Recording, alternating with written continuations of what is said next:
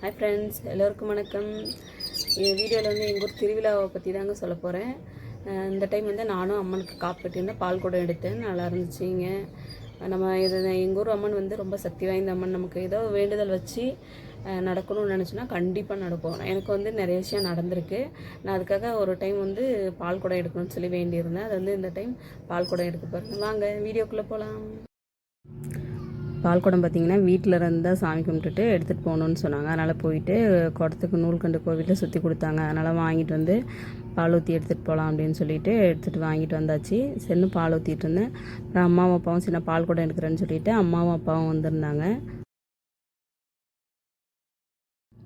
பார்த்திங்கன்னா மைக்கில் வந்துட்டு பால் குடம் எடுக்கிறவங்களாம் வாங்கன்னு சொல்லிட்டு அனௌன்ஸ் பண்ண ஆரம்பிச்சிட்டாங்க. சரின்னு நாங்களும் எடுத்துகிட்டு சாமி கும்பிட்டுட்டு கிளம்பிட்டோம்.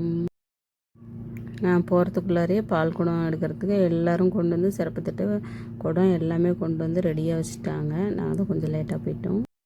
பால் குடம் எடுக்கிறவங்களுக்கெல்லாம் சந்தனம் போட்டு குங்குமம்லாம் வைக்க சொன்னாங்க. எனக்கு தான் பார்த்திங்கன்னா நேற்று நிறைய பட்டை அடித்து போட்டு வச்சோன்னே காஞ்சிட மாதிரி ஆக்கிட்டாங்க. எங்கள் ஊரில் வந்து இந்த இடத்துல ஒரு கிணறு இருக்குங்க.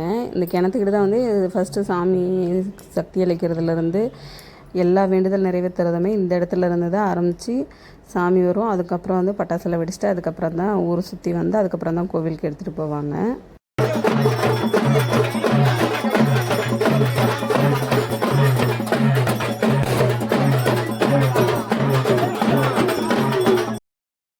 இந்த இடத்துல ஒரு ட்விஸ்ட் என்ன அப்படின்னா, நான் ஒரு பால் குடம் கொண்டு போனேன். எனக்கு கொடுத்தது வந்து ஒரு பால் குடங்க. என்ன இருந்தாலும் எல்லாம் யார் பால் எடுத்துகிட்டு போனாலும் அம்மனுக்கு தானே அபிஷேகம் பண்ணுறாங்க அப்படின்னு சொல்லிட்டு விட்டுட்டோம். ஆனால் என் பாப்பா பார்த்திங்கன்னா என் கூடவே அம்மா நான் உங்கள் கூடவே வரேன்னு சொல்லிட்டு என் கூடவே வந்துட்டு இருந்தாங்க. உன் கூடத்தை அங்கே ஒரு அம்மா வச்சுருக்காங்க அப்படின்னு சொல்லிட்டு முன்னாடி உங்களுக்கு சாமி வந்துருச்சு, அவங்க எடுத்துகிட்டு போயிட்டு இருந்தாங்க.